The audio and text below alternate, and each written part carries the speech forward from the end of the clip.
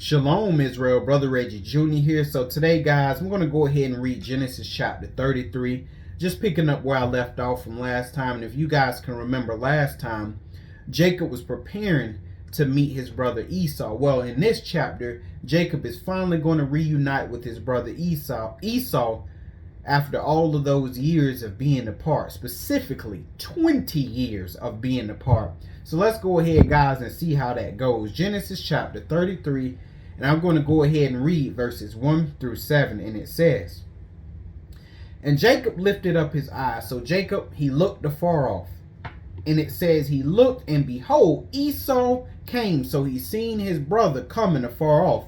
But Esau also had somebody with him. Who he had with him? And it says, and with him 400 men. So Esau came to meet Jacob essentially while leading an army. And it says, and he, meaning Jacob, divided the children unto Leah and unto Rachel and unto the two handmaids. Because remember, there was 11 boys at the time, and then there was Dinah. So some of the children Jacob gave to Leah, and some of the children he gave to Rachel, and some of the children he gave to those two handmaidens. So he split the camp up into three. Now watch what Jacob does. It says, and he put the handmaids and their children foremost. So the quote-unquote first line of defense was the handmaids and some of the children. So those handmaids, they were at the very front. Okay, so if Esau came down upon them, Leah and those children, I mean not Leah, but the handmaidens and the children that was given to them would have got first. And it says second, so behind them, it says, and Leah and her children after. So behind those handmaidens and those children was Leah and some more of the children. So they were second. So if Esau fell upon the handmaids and the children, Leah and those children, they would be up next. And then of course, as we know, it says, and Rachel and Joseph hindermost. So at the very back was Rachel and then Joseph. Why? Because we know that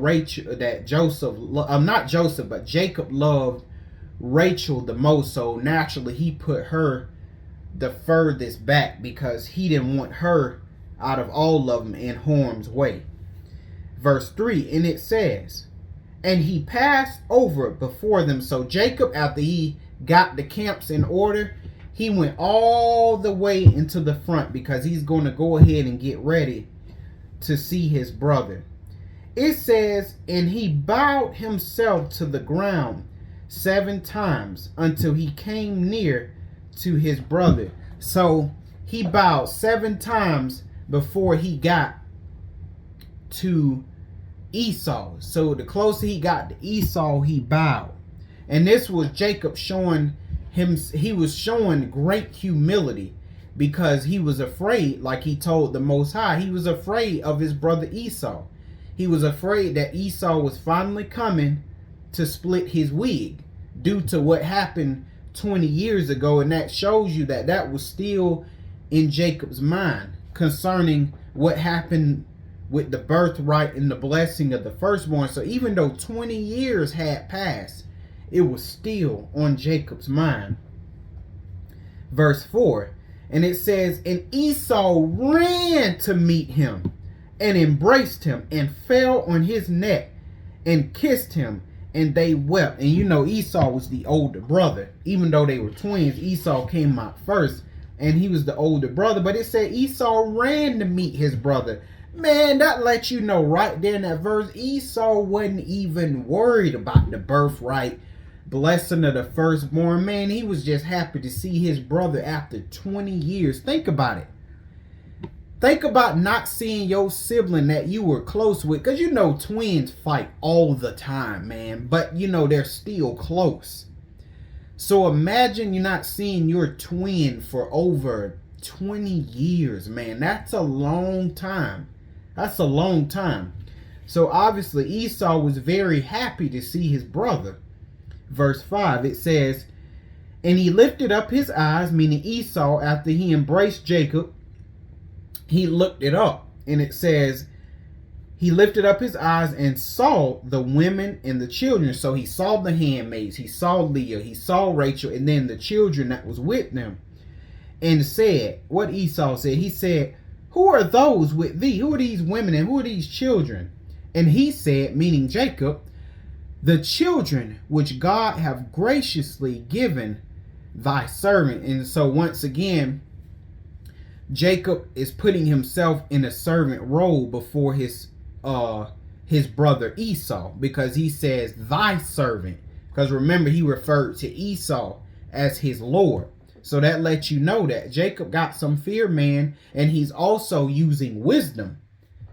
Use wisdom, brothers and sisters, because it's very obvious that Esau had the advantage over Jacob, especially at that point, 400 men. So it was greatly outnumbered. So Jacob didn't want to do anything either to enrage Esau, because Esau would have just... And it let you know that Jacob knew his brother. You know, you've been with somebody for a long time. I mean, you grew up with them. You basically know a person. So I'm sure Jacob knew how Esau was. Esau was probably a very quick-tempered man. And so that's why Jacob was acting the way he acted. Verse 6. It says, then the handmaidens came near, they and their children, and they bowed themselves. So once... Excuse me, y'all woke up real early, boy, this morning. But so that it says the handmaidens and then the children, they came and they bowed themselves. Verse 7, and it says, and Leah also with her children came near and bowed themselves. And after came Joseph near and Rachel, and they bowed themselves. So they all bowed themselves to Esau, and they all put themselves in the role of a servant before Esau. Okay. And again, this is using wisdom because, hey, Esau had the advantage. Esau could have killed them all. He had 400 men with him. So if Esau had decided to flip the switch, they would have been done. But as we could see, man, Esau was straight. He just was happy to see his brother after 20 years. So let's go ahead and keep reading, guys. I'm going to go ahead and read verses 8 through 15. And it says, and he said, meaning Esau, what meanest thou by all this drove which I met? So he basically was saying, Jacob, what did you mean by sending all of these presents and these gifts to me? And he, meaning Jacob, said, these are to find grace in thy sight. Meaning this is so any wrath that you got towards me, Esau, or maybe if you were angry because maybe something else happened, you know, I wanted to basically appease you because I didn't want no wrath from you. But what is that drove that Esau is talking about? Let's go ahead and go back real quick to Genesis 32, and I'm going to read verses 13 through 16. And it says, and he lodged there that same night to my Jacob, and took of that which came to his hand a present for Esau his brother. Let's see what that drove was.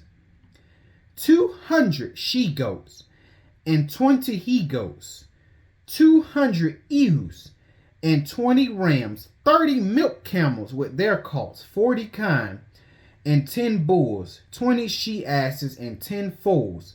And he delivered them into the hand of his servants, every drove by themselves. Okay, and that's all I want to read of that. But let's say if Esau was a poor man, just all of that stuff alone that Jacob gave to Esau, Esau would have been a very wealthy man. But it clearly shows you, which we're going to read in 33, Esau didn't have no need, no use of all of those things that Jacob was going to give him. And it shows you that Jacob, man, was a very wealthy man. So brothers and sisters, I don't, you know, whenever we talk about, you know, rich folk, whenever you heard Jesus talking about rich men, we're not saying that it's a sin to be rich. It's a sin to be wealthy. But we're just talking about a specific mindset that wealthy people and rich people tend to have. And that's what? That those riches and that wealth become their God. You know, that's when it's a problem. But hey, by no means is being wealthy a sin. Abraham, Isaac, and Jacob, they were wealthy, especially King Solomon, wealthy. It's just when that stuff becomes your God, that's when that becomes an issue. But let's go ahead, guys, and go back to Genesis 33, and I'm going to continue to read. And it says, verse 9. Now, this is what Esau says in response to all of that stuff that Jacob sent him. It says, and Esau said, I have enough, my brother. He said, hey, Jacob, I got enough. Jacob, I'm good. Keep thou that thou hast unto thyself. That lets you know, y'all.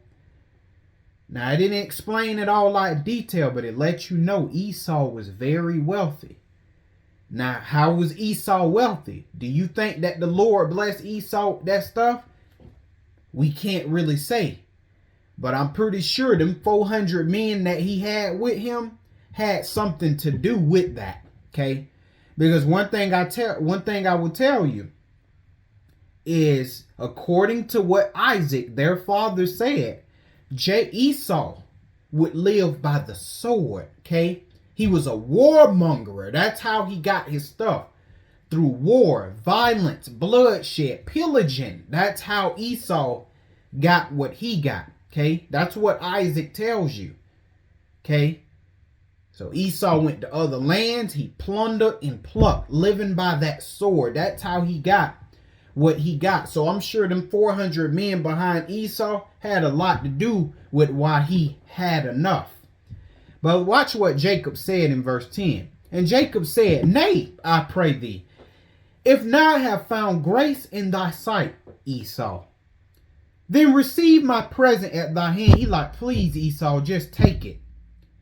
For therefore I have seen thy face, and as though I have seen the face of God, and thou was pleased with me, boy. So Jacob really landed on Esau. He really sucking up to Esau because he knows that Esau has a reason to be mad. And what was that reason?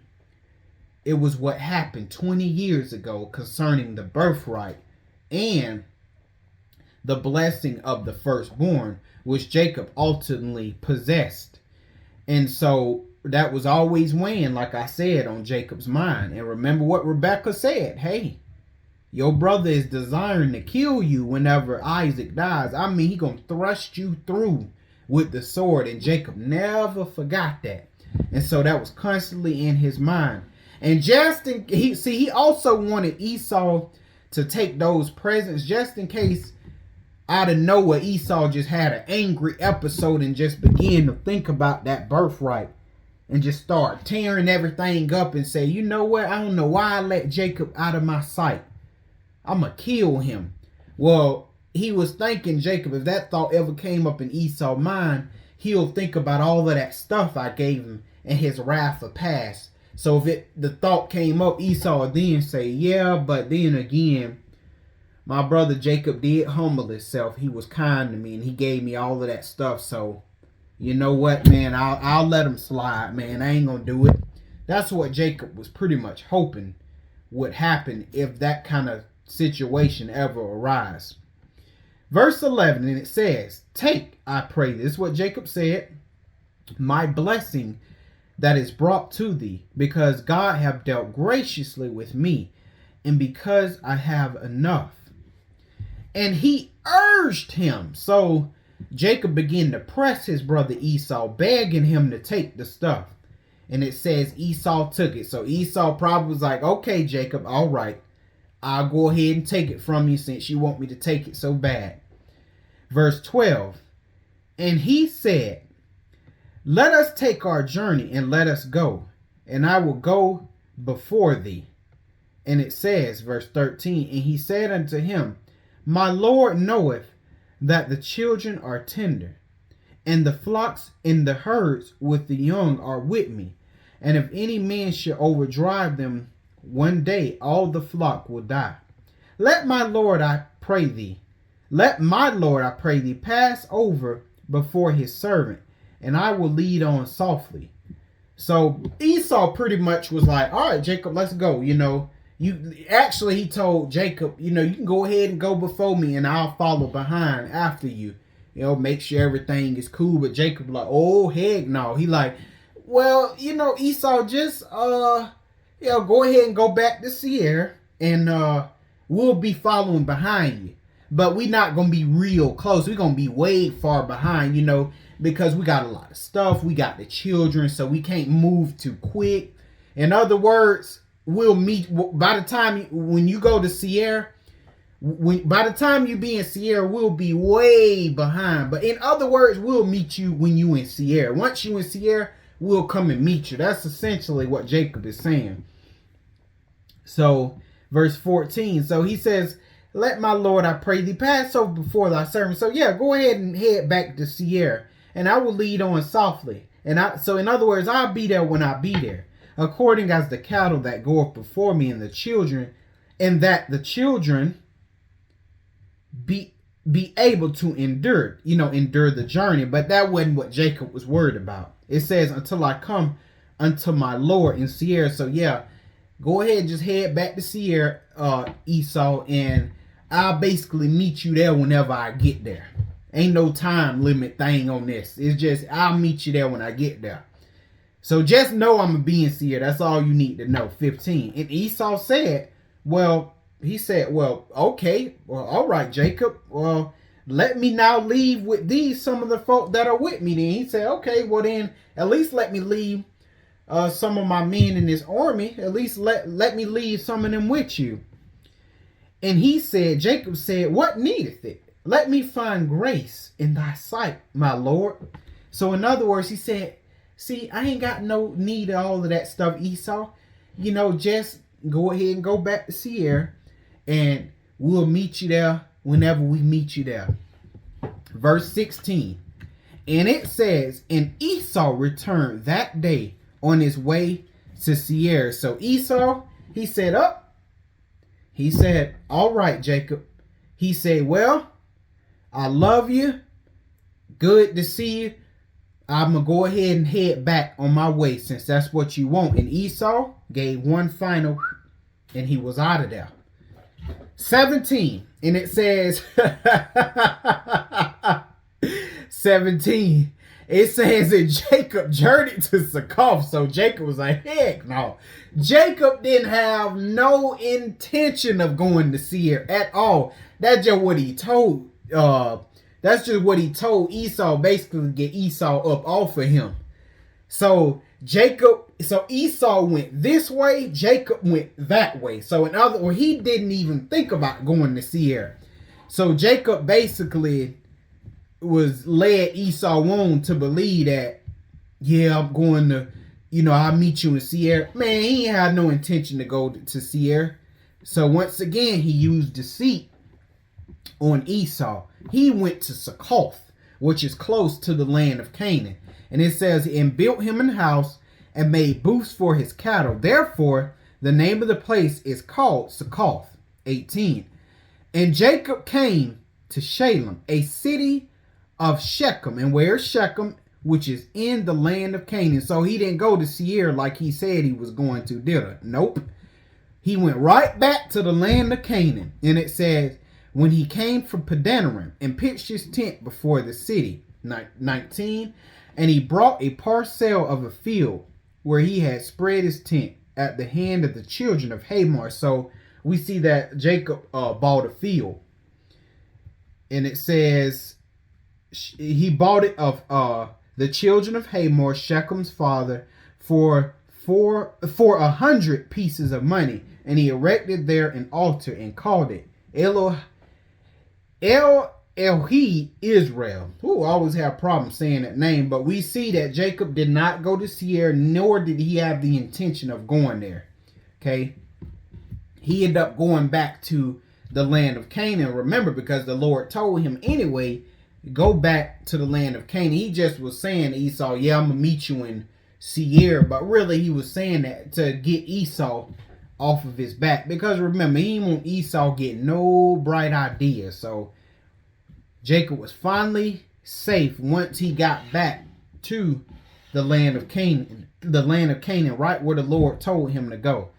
So that ends that chapter, guys. And then the following chapter is chapter 34, where we will be dealing with Dinah, the daughter of Jacob, which is the sister to the 11 brothers of Jacob and Leah and Rachel. So that is it for that, guys. I hope you guys got some understanding, and I will see you in chapter 34.